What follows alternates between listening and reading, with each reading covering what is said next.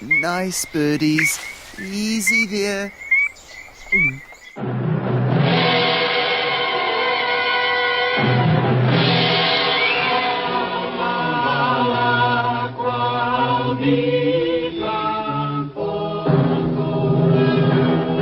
What a predicament. Hello, this is What a Predicament, a podcast where I, Alex, pick a predicament and peer a little closer.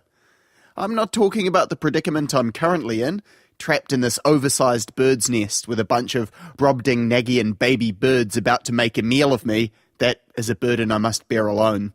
The particular predicament I did want to get to the bottom of today is somehow even more pressing. It's one that stretches back to the first time our ape-like ancestors picked up a rock, 2001 style.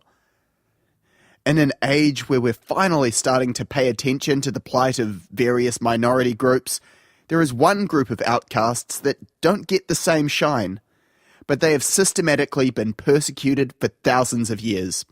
They die younger, they face higher rates of alcoholism and mental illnesses like schizophrenia, ADD and dyslexia. It's about time someone spoke up for them, and today I will bear that cross. And I don't do it because I'm as Christ-like as you think I am. Those are your words, not mine. I do it because it's a disadvantaged minority that I personally belong to. My name is Alex Bain, and I am a left-hander. Think about it. Lefties are not only a minority, but an actively oppressed one, with hate speech to match. The word left comes from the Anglo-Saxon word lift, meaning weak. And sinistra, which is Latin for left, is also the root of the English word sinister. The German, Italian, Russian, French, and Mandarin tongues all have similar connotations for the word left. If something comes out of left field, is that ever good? On the flip side, who do you trust more than your right-hand man? And for every Jimi Hendrix or Paul McCartney who rise to the top of their field with a dominant left hand, there are thousands of lefties killed every year because of having to adapt to using tools designed for righties. And don't even get me started on traffic accidents because road rules favour the right-handed. Where are the marches for us? What's our hashtag? We are a proud people who succeed despite the obstacles in our path. Left-handed people have enhanced spatial awareness due to having to engage both sides of our body, living as we do in a right-handed world. And despite being just 10% of the population, over half of the last 15 US presidents were left-handed, 5 of the last 8. In the last 20 years, not only the president, but nearly every candidate has been left-handed. For instance, in 2008, both Barack Obama and John McCain were left-handed. In 1992, all 3 candidates were lefties, Bill Clinton, George H.W., and Ross Perot. Clearly, we have the potential for greatness despite adversity. So I decided I needed to talk to someone who is in the know about just what up with that. Dr. Gillian Forrester is the Director of Undergraduate Studies and Senior Lecturer in Psychology Department of Psychological Sciences, Birkbeck, University of London. I came across her work when I read an article she wrote published on theconversation.com entitled How Children's Brains Develop to Make Them Right or Left-Handed. So I got her on the phone to ask once and for all, which hand is the upper one? Dr. Forrester, I presume? Yes, speaking. Hi. You've written and presented talks on the subject of handedness. How did you go down the path of studying handedness? Are you a lefty yourself? No, I'm not a lefty at all. I studied neuroscience and brain organization as a PhD student at Oxford. And one of the things I was incredibly interested in was how do we communicate and where do we get our communication skills as a species? So like where did our language capabilities evolve from? And so I was really interested in studying how the brain works and communication. And I ended up deciding that it would be fruitful to look at the behaviors of great apes, so chimpanzees and gorillas, and try to use them as like a proxy for ancient humans before we acquired our language capabilities, and try to determine what were some of the behaviors that could have been precursors to our communication abilities. And it was during this research on a captive group of gorillas in England. So they're like a biological family group who have one silverback male and a harem of females and all their children. So they're kind of behaving as close to the dynamics of a natural group as you can get in captivity. And I was watching their behaviors and measuring everything very quantitatively. So I was looking at all of their motor actions, like how close did they stand to each other, where was their direction of gaze, which hand did they use for communication, which hand did they use to do self-directed behaviors like, pick their nose and scratch their bottoms. And out of these analyses came this bias in the way they use their hands. And that just got me hooked. After that, it was really interesting to see these motor biases and their associations with what we know already about how the motor system works through brain organization. So that was the beginning, and I've kind of spiraled on from there. I can imagine. We just had, a couple of weeks ago, I saw a talk from Dr. Jane Goodall was in New Zealand. I imagine she was an influence to some degree. Oh, yeah, definitely. I absolutely watched and listened to every program about ape behavior, and particularly she was so interesting because she wasn't doing in the lab studies. She was doing ecologically really valid work where she was watching the animals in their own environment. And for me, this is important because a lot of historical work with apes really projects human capabilities upon them. We look at them as if they are. Anthropomorphism comes to mind. So we're projecting human states of mind and capabilities upon them without really looking at them as an individual and unique species that may have different types of cognitive capabilities to our own. And I think she kind of started that mission to say, hey, look, these animals, even though we're very closely related to them, they're unique and interesting in their own right, and we need to study them in a way where we can identify their unique capabilities, and she really spearheaded that whole mission. With apes and primates, what do they exhibit left-handedness in the same sort of way as humans do, or how does their handedness compare to humans? So that's a really good question, and historically, we thought that humans were the only ones who have these motor biases, and it was based on the fact that we have very special, unique brains.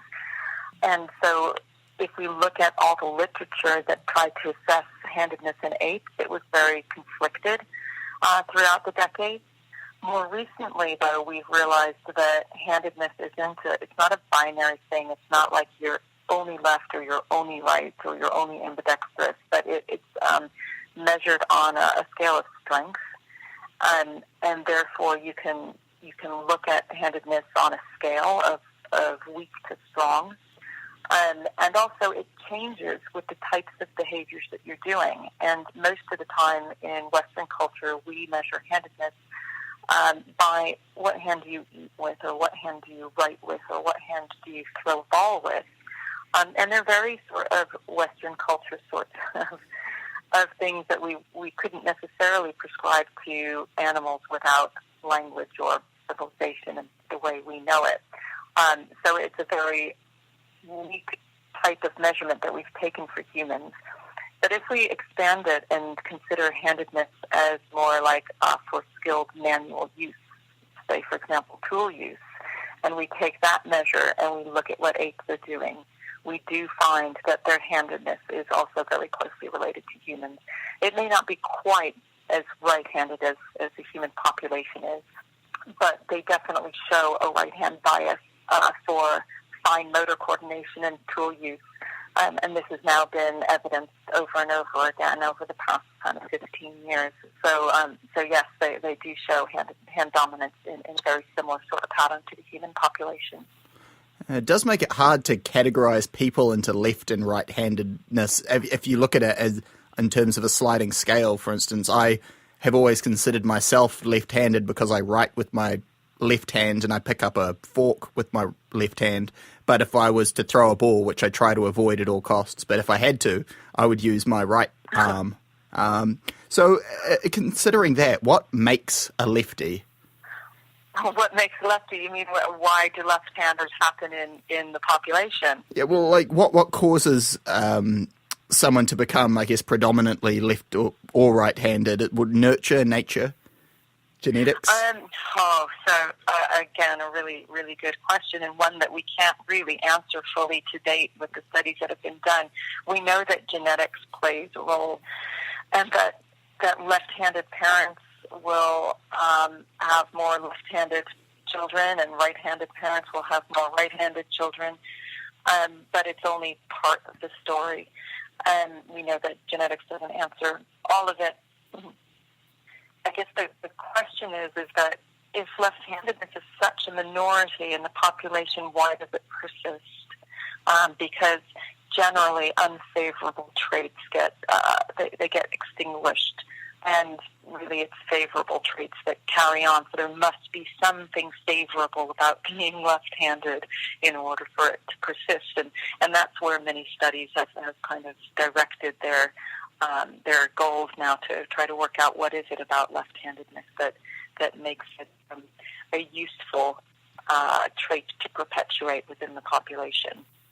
I know I've heard of instances where in particularly war-torn areas there's a higher ratio of left-handed people, and they've put that down to, in some forms of combat, left-handedness have in the same way as sport, they have an advantage because it's, if you go up against 90% of people who will come at you one way, it'll take you off guard if you're suddenly attacked from the other side. Yeah, isn't that interesting? So there are two things I can say about that.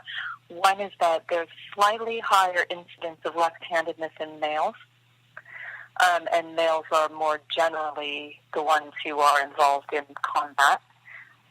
So it's not that surprising that you're going to have an increase in violent areas where there's, where they're engaging in warfare.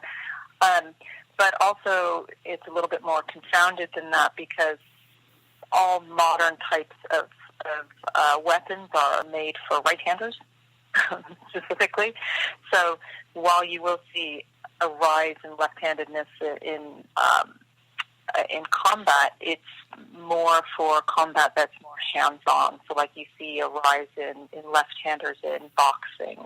Like the way rifles will be built, to which side you load the rifle on and stuff will all be skewed towards right-handers? Yeah, they're all geared towards right-handers, so it does make it difficult for lefties and almost dangerous for left-handers. And I think that's one of the arguments that people use as to why there's some studies that report that the life expectancy of lefties is shorter than righties, and possibly because living in a right-handed world is actually quite dangerous for them. Because they're coming up against all of these appliances and tools that are manufactured for right-hand use. This might be pop psychology, but people know that different hemispheres of the brain have different functions. Is that a myth? Are there genuine differences where you could say a left-handed person might use this part of the brain more? They may be more or less analytical or creative. Is there truth to that medically? So there's some truth to that, but a lot of that has been taken over by pop psychology with rather sort of sweeping statements about how the brain works. I think that in the 1860s, when Paul Broca and Carl Wernicke were studying postmortem brains of people with lesions who had language deficits, they realized that language was primarily based in the left hemisphere of the brain. And they thought because language is uniquely human, that this is probably a very uniquely human trait. And later on, we had Roger Sperry, who won a Nobel Prize in 1981 in physiology and medicine, because he was testing patients with epilepsy who who had split brain operations where they actually separate the central commissure between the two hemispheres, and he was able to test the different attributes of the left and right hemispheres, and he found that not only did he corroborate that language was most often on the left, but he thought that the right side of the brain was more geared towards emotional and nonverbal sorts of functions. And so I think this led to some sorts of exaggerated theories about the two sides of the brain being complementary functions that gave you a psychological equilibrium. And out of that came some pop psychology books, like Drawing on the Right Side of the Brain.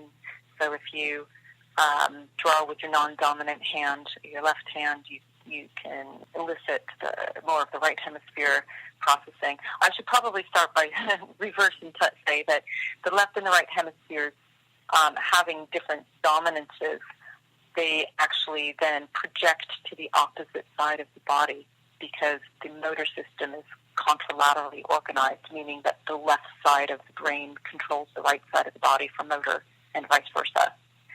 So when we talk about the left or the right side of the brain being dominant for particular processes, we would see that manifest as motor actions on the opposite side of the body. So the left hemisphere for language and fine motor control manifests as dominant right-handedness. But if we were to suggest that left-handers were more creative or emotional, we're saying that because we're assuming that they are eliciting more response from the right hemisphere. Does that make sense? Yeah, I mean, it's just whether it's acknowledged that that's a genuine thing or it's a theory, perhaps. Yeah. So there is some truth to that, although creativity is not one that's very well defined. And brain imaging studies of creativity show both hemispheres are very well involved in that. But cerebral lateralization of function, which is the terminology for saying each hemisphere has dominances, is a very real thing, and it's a very, very old thing. It's not human unique. It actually dates back probably 500 million years to where vertebrates emerged. And what we know from the animal literature is that the left side of the brain and the right side of the brain did develop very different dominances very early on. The right hemisphere became dominant for fight or flight responses. So if there was something novel or dangerous in the environment, the right hemisphere was dominant for that. And we could see that as evidenced through the left eye being faster and more efficient at detecting predators than the right eye. And these are animals originally, with side-positioned eyes, so we can test all different types of animals, but anything from lizards and fish to frogs and other amphibians and vertebrates. That would indicate it started back with an ancient ancestor, common ancestor. Yeah, completely. And then it went on from there with further studies to say, well, if there wasn't anything novel or dangerous in the environment to respond to, then the left hemisphere took over for more sort of structured sequences of actions like feeding, so routine behaviors. And this was really well shown in studies with chicks, where they would put a chick within a laboratory environment, and they'd give the chick food grain to peck from, and they found that the chicks would peck the grain with a preference of the right eye, and meaning therefore the left hemisphere. And then if they were to fly a predator like a fake hawk over, they found that the chick would, and this is testing many, many chicks, the population of chicks pattern was that they would prefer to look out for the predator with the left eye, giving a benefit to the right hemisphere. And then when they did both of these things together, they found that the animals were very good at being able to both feed themselves and look out for predators at the same time, making the brain a very good basic parallel processor for just basic survival. And the thought is, and this is where my research leads, is that just by having those primary survival dominances within the left and the right hemisphere could have provided a platform for all of our higher cognitive functions like language and social emotional processing, so recognizing faces and expressions and all of that. And so far that seems to kind of hold true in the pattern that the right hemisphere is better for processing emotive sorts of stimuli like faces and facial expressions and recognizing people's identities. And the left hemisphere seems to be better at structured sequences of actions, anywhere from tool use to language, where we don't really consider that the same as tool use, but actually it has a lot in common. The structured sequences of motor actions are the articulation of our tongues and our mouths and expressing words, and potentially that actually even comes from a gestural system that was also structured sequences of manual actions. So there's a really long evolutionary history of brain dominances, but what we've done more recently is kind of taken those and extracted some more of the kind of surface components and made sweeping statements about people's personalities and what makes them better at different jobs and so forth. So, we've got a glossy cover on it at the moment, but some of it is rooted in actual real scientific findings. And talking about sort of handed dominance going back through the ages, apparently they've looked at cave tools and figured that since early mankind, it's been pretty consistently around the 10% mark. Do we know why it's not 50-50? Is there any sort of theories on why it's not more even between the population? Yeah, again, a really good question, and no one's really been able to sort that yet. We know there's a genetic component. Chris McManus from UCL has been working on different genetic models about hand dominance. You've got Michael Corbelis at Auckland there, who's been a long-time researcher in cerebral lateralization. And we just really don't know why that initial skew starts. But we know that it exists also across different sorts of species as well. I mean, we are seeing it in the apes.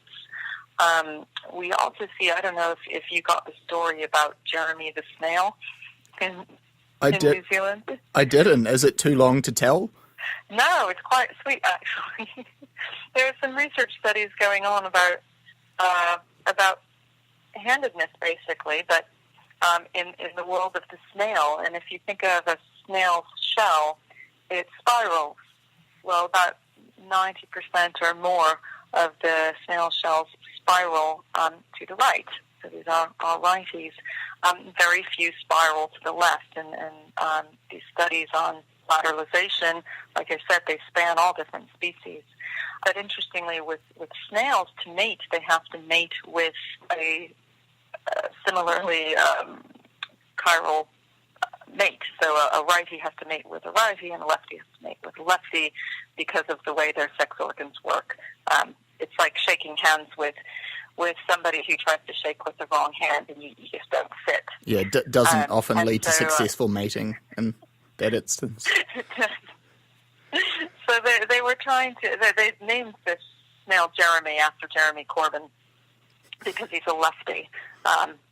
And they put out to the public, would people check their gardens and see if they can find a mate for Jeremy?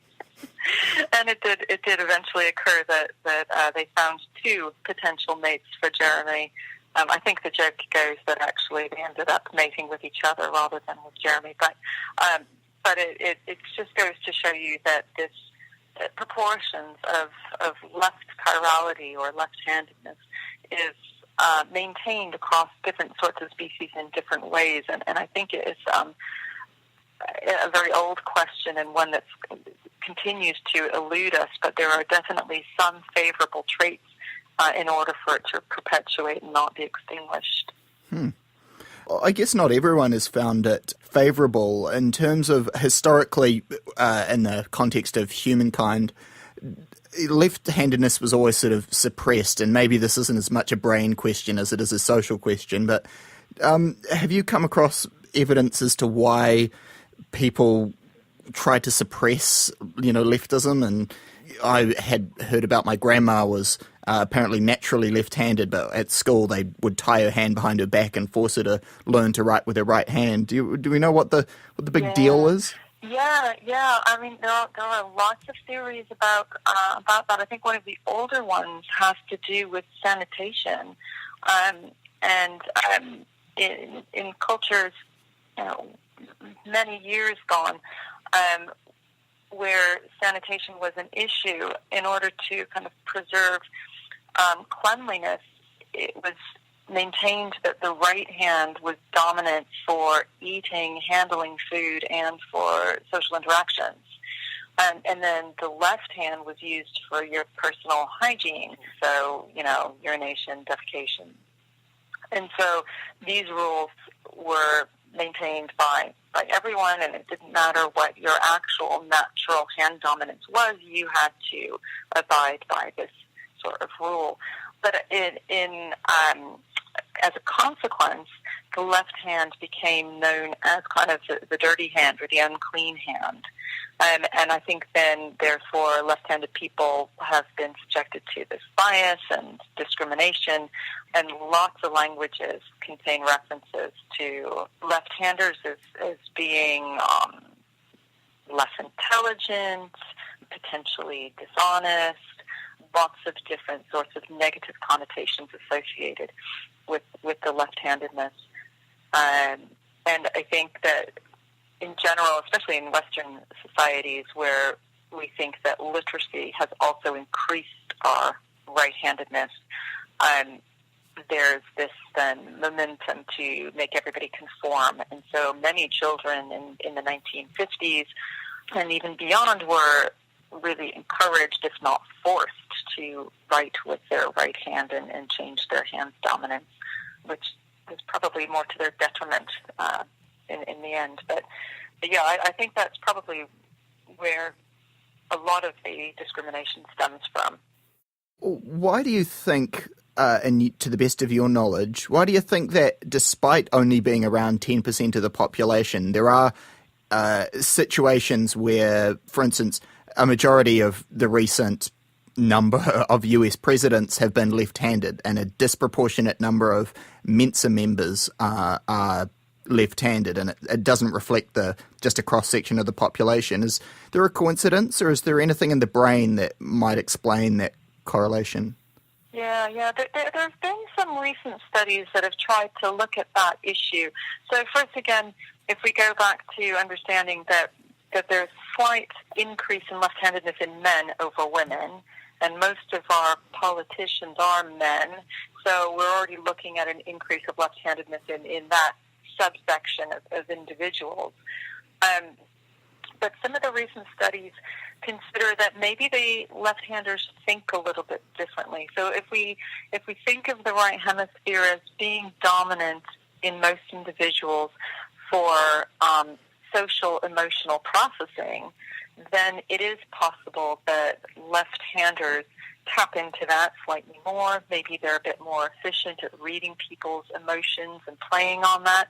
But one of the suggestions is that they're able to think more laterally, so they think outside the box. They're better in high-pressure situations that require alternative thought patterns and more creative problem-solving. The studies do suggest that is a potential likelihood, but they're not convinced that actually left-handers necessarily are more efficient or more successful. And so there have been very few, or if any, studies that have actually looked at whether or not being left-handed made them more successful leaders during their tenure. But yes, definitely there's something in it. There's something there about left-handedness that garners some sort of prevalence within politics and the arts and science and technology.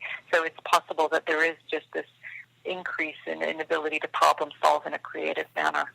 Yeah, you've sort of already gone over some of the general findings, but are there any hard conclusions you could draw about what being left-handed, what impact that could have on a person? It's an interesting question from many perspectives. Obviously, left-handers have a more difficult time navigating the physical environment than right-handers because the world is manufactured for right-handers. And so that can potentially have an impact on their safety and well-being. I think things are changing with respect to discrimination against left-handers, especially in Western world. In fact, there's been a rise in the number of lefties under 30 than if you compare it to over 65s. So hopefully that's a sign that we are showing less discrimination and bias for left-handers in the population now.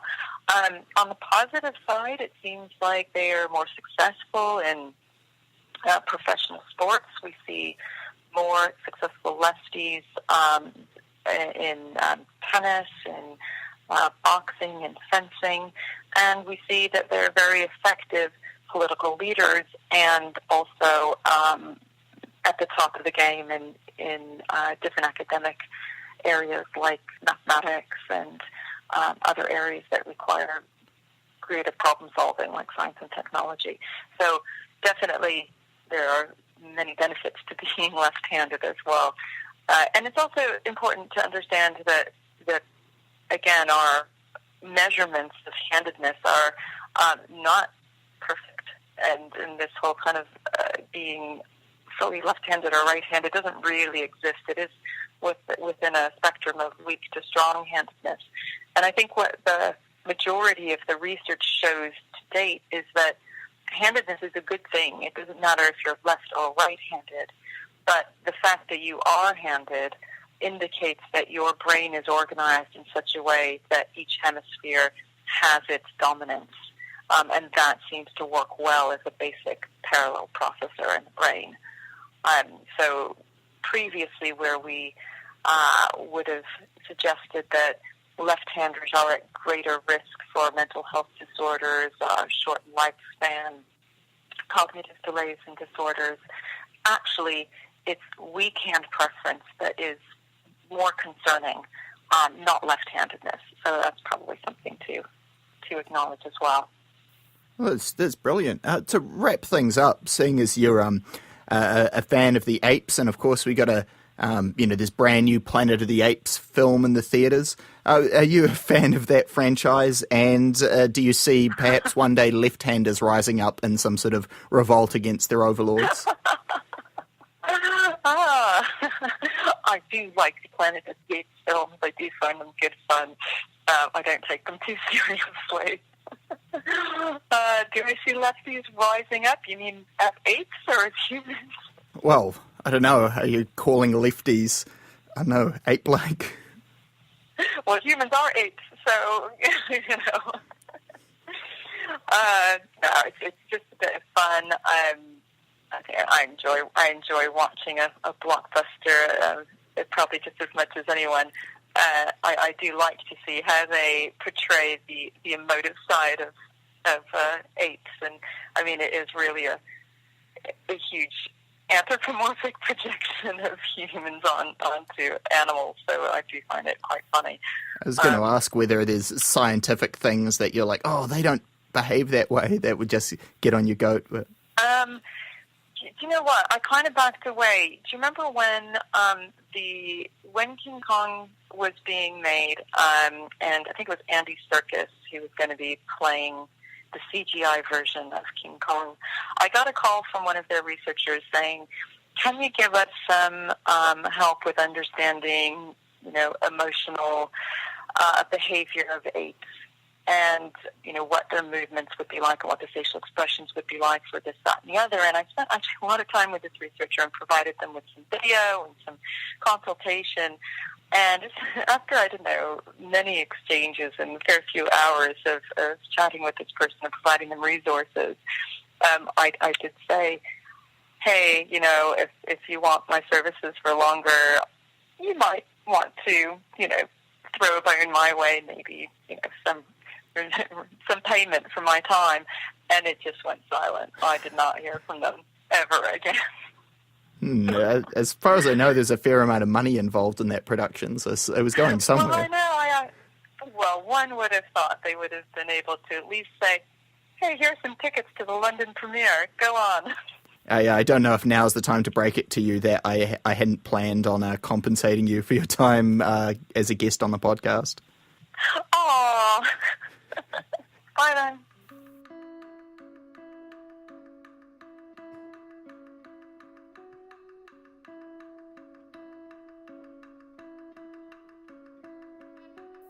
I did my best to keep up during our convo, being a proverbial layperson, but if I understood correctly, at the beginning of our chat, Dr. Forrester was saying she got into the field of handedness after noticing a link between language and hand dominance. She's written about how children settle on hand preference around the same time they learn language.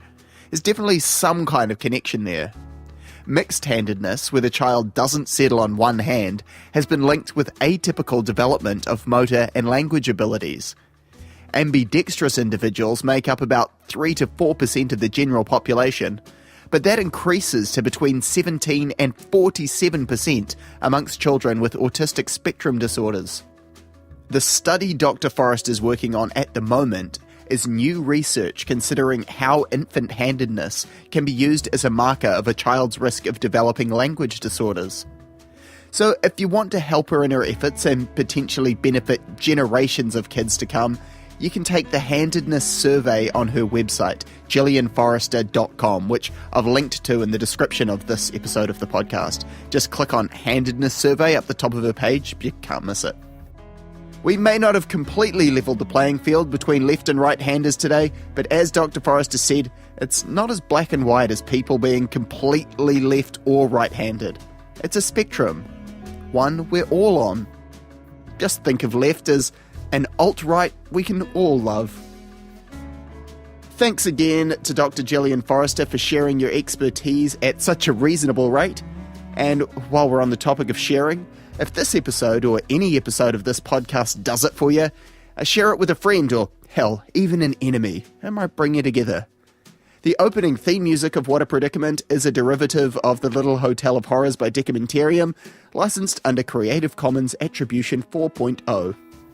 The music playing now is Phil by Christchurch-based jazz artist Cy Hart, who not only makes beautiful music, but beautiful babies.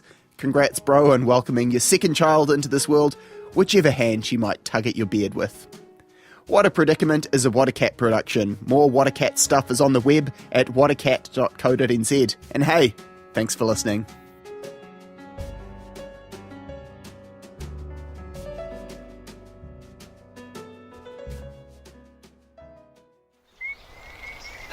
Now to the business at hand. These big old baby birds are looking hungry. I've got to get out of here. They're sure to peck the heck out of me. Better the devil you know. And in this instance, the devil I know is falling from great heights. So I guess I gotta take a leap of faith and cast myself from this nest.